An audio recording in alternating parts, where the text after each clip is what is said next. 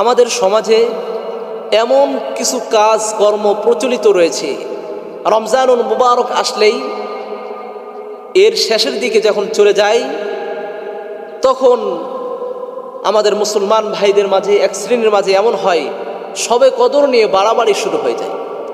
আসলে শবে কদর কবে সংগঠিত হয়েছে, কবে হবে? আল্লাহর হাবিব সাল্লাল্লাহু আলাইহি সাল্লাম কে আল্লাহ রাব্বুল আলামিন সুস্পষ্ট জানান দিয়েছিলেন, কিন্তু আল্লাহ তাআলা এর মধ্যে রহমত বরকত রেখেছেন। এই জন্য আল্লাহর হাবিব সাল্লাল্লাহু আলাইহি সাল্লাম হুজরা মুবারক থেকে বের হচ্ছিলেন, প্রতিমধ্যে দুই ব্যক্তি তারা বাকবিতণ্ডায় লিপ্ত হয়েছিলেন। এদেরকে ফায়সালা করার জন্য হাবিব যখন তাদের সামনে এসেছিলেন, ফায়সালা করলেন। ইতিমধ্যে আল্লাহর হাবিবের জেহেন থেকে সূরাতুল কদরের যে নির্দিষ্ট দিন ছিল এটাকে আল্লাহ রাব্বুল আলামিন উঠাই নিয়েছেন।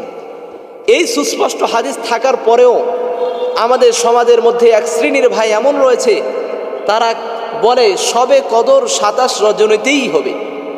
কিন্তু কোরআন হাদিস রিসার্চ করলে আমাদের মাঝে সুস্পষ্ট হয়ে যায় যে এটা নির্দিষ্ট কোনো রাত নয়, এটা নির্দিষ্ট কোনো রাতে হয় নাই।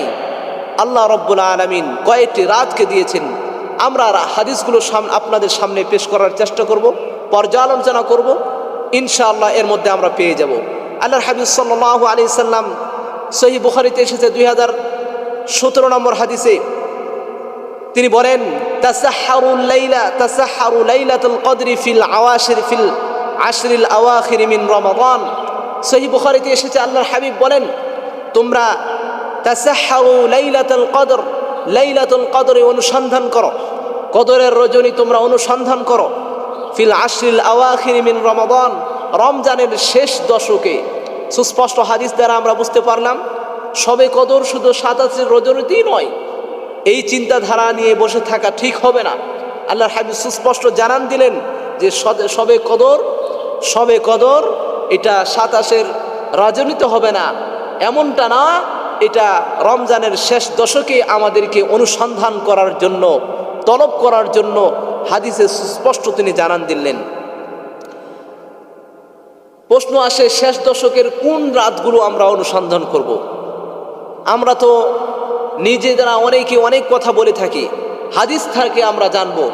আল্লাহর হাবিব সাল্লাল্লাহু আলাইহি সাল্লাম এই হাদিসের শেষ অংশে বলেন, ইলতামিসুহা ফিল আশরিল আওয়াখির ফিল উইত্রি, যে তোমরা কি করো, শবে কদরকে অনুসন্ধান করো, তলব করো বেজর রাত্রে, রমজানের শেষ দশকের বেজর রজনীতে তোমরা এটা তলব করো। বেজর রজনী কোনটা হয় শেষ দশকে?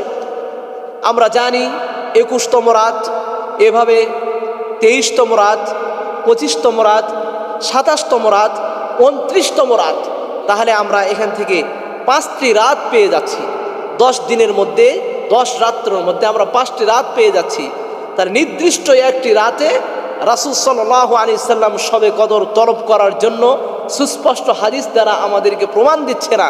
এই জন্য আমরা 21, 23, 25, 27, 29তম এই রাতগুলোতে আমরা শবে কদর অনুসন্ধান করব ইনশাআল্লাহ।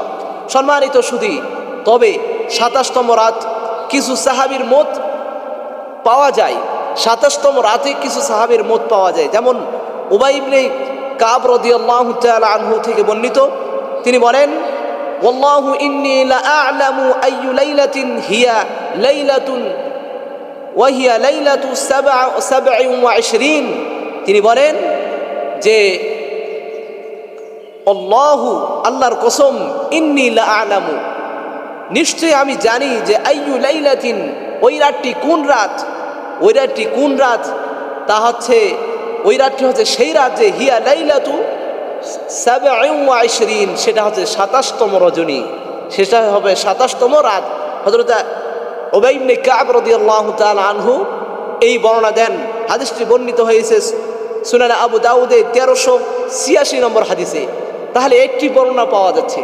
এর থেকে আমরা বিশুদ্ধ হাদিস 2টি দেখলাম। 1 নম্বর লাইলাতুল কদর তিনি শেষ দশকে, রমজানের শেষ দশকে অনুসন্ধান করার কথা বলেছেন। অপরদিকে তিনি বেজর রজনীতে তিনি অনুসন্ধান করার কথা বলেছেন। তাহলে সম্মানিত উপস্থিতি, আমাদেরকে এই ধারণা নিয়ে থাকা ঠিক হবে না শুধু 27তম রজনীতেই লাইলাতুল কদর হবে, এমনটি আমাদের মনে করার কোনো সুযোগ নাই।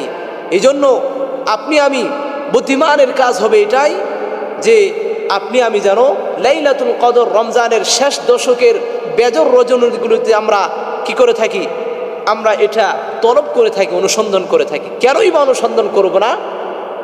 সেই বিখ্যাত হাদিস সহিহ বুখারীতে এসেছে, আল্লাহর হাবিব সাল্লাল্লাহু আলাইহি ওয়াসাল্লাম বলেছেন, মান কামা লাইলাতাল কদরি ঈমানান ওয়া ইহতিসাবান গুফিরা লাহু মা তাকদ্দামা মিন যামবিহি। যে ব্যক্তি, যে বান্দা আমার প্রতি অগাধ বিশ্বাস নিয়ে সওয়াবের আশায় লাইলাতুল কদর অনুসন্ধান করবে, নামাজে দাঁড়িয়ে থাকবে, কিয়ামুল লাইল আদায় করবে, আমি ওই বান্দার সমস্ত পিছনের গুনাহগুলো ক্ষমা করে দিব। সুবহানাল্লাহ। সম্মানিত, শুধু এই জন্য, শুধু এক রজনী না, এই বেজর রজনীতে আমরা রাতের অন্ধকারে আমরা তারাবির নামাজে, কিয়ামুল লাইলে, সলাতুল তাহাজ্জুদে, সলাতুল নওয়াফিলে আমরা বেশি বেশি এগুলো আদায় করে লাইলাতুল কদর অনুসন্ধান করার চেষ্টা করব ইনশাআল্লাহ। সম্মানিত শুধু আল্লাহর হাবিব সাল্লাল্লাহু আলাইহি সাল্লাম হযরতে আয়েশা সিদ্দিকা রাদিয়াল্লাহু তাআলা আনহা জিজ্ঞাসা করলেন, হে আল্লাহর হাবিব, ইয়া রাসূলুল্লাহ, যদি আমি এই লাইলাতুল কদর পেয়ে যাই, এই রজনী আমি পেয়ে যাই, তাহলে সেই রজনীতে আমি কি দোয়া করব আল্লাহ তাআলার কাছে? আল্লাহর হাবিব সাল্লাল্লাহু আলাইহি সাল্লাম এই রাতের গুরুত্ব এত, এই রাতের গুরুত্ব এত আল্লাহ তাআলা সূরা কদরতে উল্লেখ করেছেনই। আল্লাহর হাবিব সাল্লাল্লাহু আলাইহি সাল্লাম এই গুরুত্ব তো তিনি সাহাবীদেরকে বলেছেন। এই জন্য হযরত আয়েশা রাদিয়াল্লাহু তাআলা আনহা জিজ্ঞাসা করে বসলেন।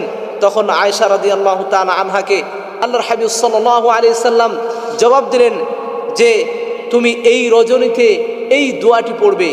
সেই দোয়াটি কি? আল্লাহর হাবিব সাল্লাল্লাহু আলাইহি সাল্লাম জানান দিচ্ছেন, আল্লাহুম্মা ইন্নাকা আফুউন তুহিব্বুল আফওয়া ফা'ফু আন্না, অথবা ফা'ফু আন্নি ইয়া কারীম। বিশেষ বিশেষ বিশেষ বর্ণনা এভাবে এসেছে। এই দোয়াটি হযরত আয়েশা রাদিয়াল্লাহু তাআলা আনহাকে বিশ্বনবী হযরত মুহাম্মদ মুস্তাফা সাল্লাল্লাহু আলাইহি সাল্লাম জানান দিলেন, শিখিয়ে দিলেন। সেই দোয়াটি কি?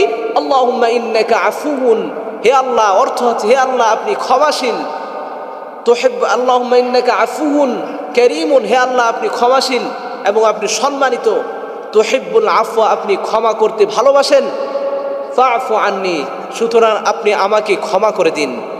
এই জন্য আসুন পুরো দেশবাসী, মুসলিম ভাই বোনেরা, আমরা যেন লাইলাতুল কদর বেজর রজনী দিয়ে আমরা অনুসন্ধান করে যদি পেয়ে যাই, তাহলে সেই রজনীতে আমরা এই দোয়াগুলো পড়ে আল্লাহ রাব্বুল আলামিনের কাছে আরও বিশেষ বিশেষ আমল করে আমরা আমাদের জিন্দেগিকে পরিবর্তন করে আল্লাহ রাব্বুল আলামিনের সেই আমাদের জন্য যেই জান্নাত বরাদ্দ রয়েছে, সেই জান্নাতের জন্য আমরা প্রস্তুতি গ্রহণ করি। আল্লাহ রাব্বুল আলামিন আমাদেরকে তৌফিক দান করুন, আমিন।